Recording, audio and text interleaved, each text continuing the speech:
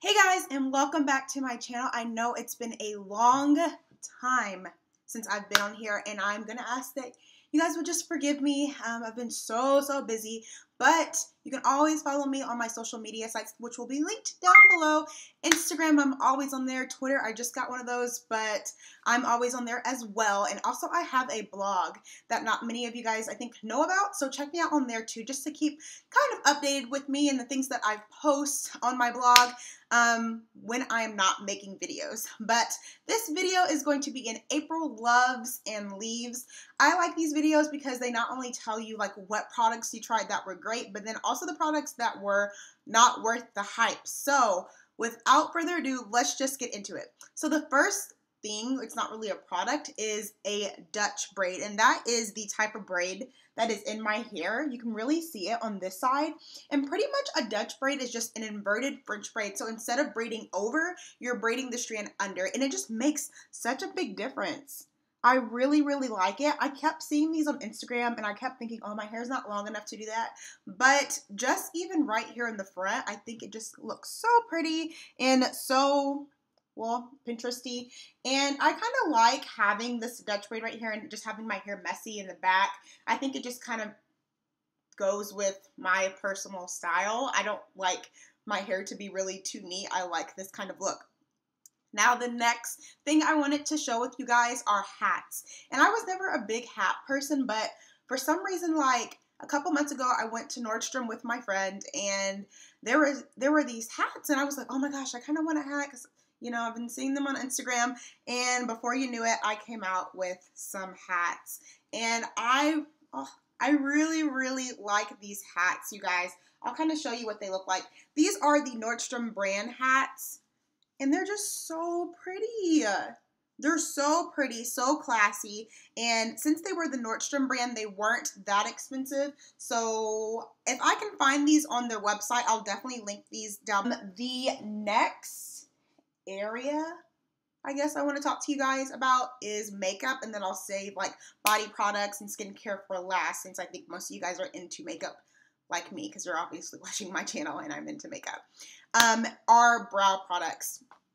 Now, if you know me, you know I love brow products, and I've been using my Anastasia Brow Wiz for a long time. I use the color in brunette, and I thought it can't get much better than this. And then NYX came out with this brow pencil, and this isn't the shade that I use. This is the color taupe. I'm actually doing a wedding in a couple of hours, and so that's why I bought this one. But I just want to show you guys kind of like what it looks like. There's a spoolie on one end, and then like obviously there's the product on the other.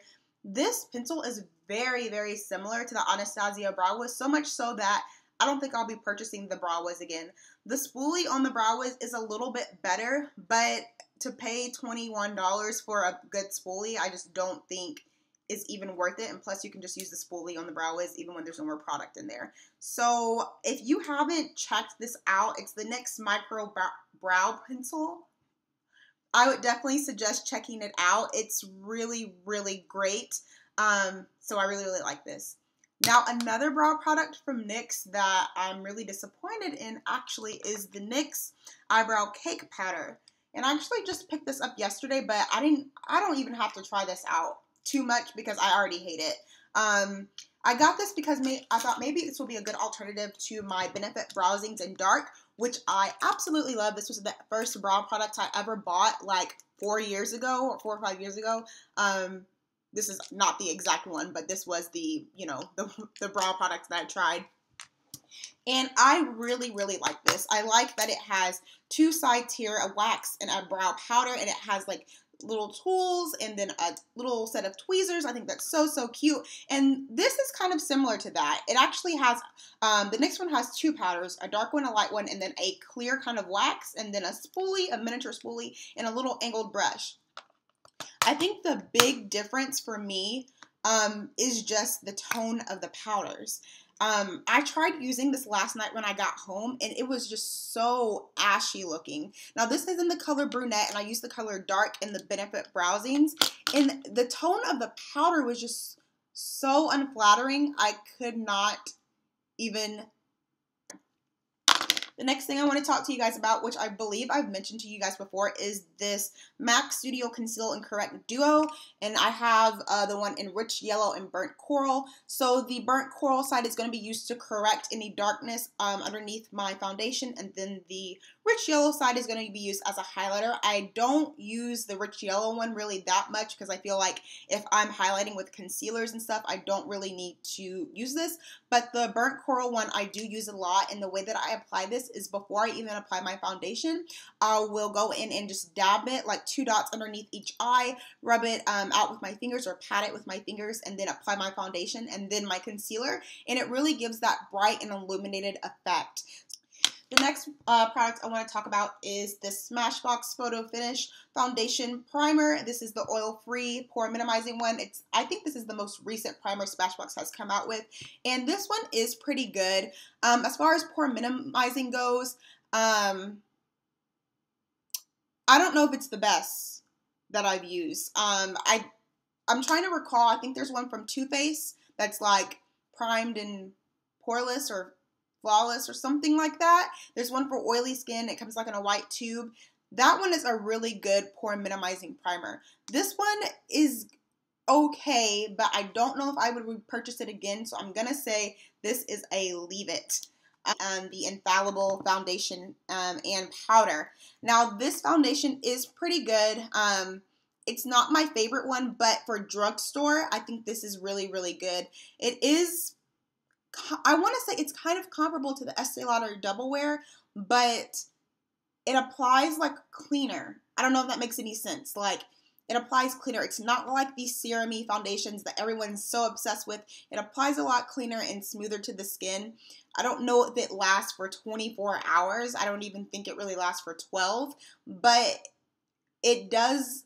If it separates in such a way that's not devastating, if that makes any sense. Like sometimes when foundation separates on your face when you get oily, it's kind of like, oh my gosh, I gotta wash my face. But when this separates, you just, you know, kind of blot and then move on with your life. It's not that big of a deal. So this is a good foundation if you're just keen on getting drugstore foundations. This is a good one, although I don't think I'll repurchase it again, so I'm gonna say leave it. This powder, however, is the bomb, and I've been using this to set my foundation, even just not using foundation and wearing this to work. I love this so much. This is in the color 700 Classic Tan, and by the way, I use Soft Sable 111 in this foundation here. This is good. This is really good, and I definitely think I'll be repurchasing this again. It kind of reminds me of this Neutrogena powder I used to wear. It came like in a white package, and I used to wear that a couple of summers ago, and I really, really liked it. So I think I will be repurchasing this. This is really, really good. So I'll say love it. This lipstick got so much hype in the fall, and it is Kat Von D's Lolita. And when I bought it, I got it because I was like, I want these Kylie Jenner lips. And then I got this lipstick, and I'm like, this doesn't look like Kylie Jenner lips on me. And so I kind of like tucked it away for a long time, but I've become really, really obsessed with this, and I've been wearing it a lot this season. It's just a really pretty, kind of like everyday color. So that's obviously, I love it. And then the last makeup product I have to share with you guys is the Maybelline Fit Me, and this is matte and poreless. This is a leave it. I'm so sorry. First of all, the shade selection on this is horrible. This is actually too dark for me. The one above this is too light for me. This is the shade 355 Coconut, by the way. I was thinking about keeping this for a summer foundation, but honestly, I don't even like the formula that much.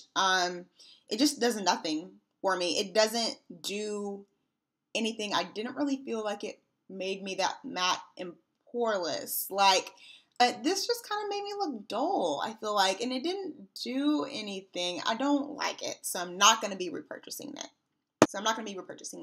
Now, this concludes the first half of my April Loves or Leaves. I'm going to do I'm going to do my other products in a second video to prevent this video from being so long. So if you haven't subscribed already, make sure to subscribe to my channel because I'm awesome and you're awesome and we got to see more of each other.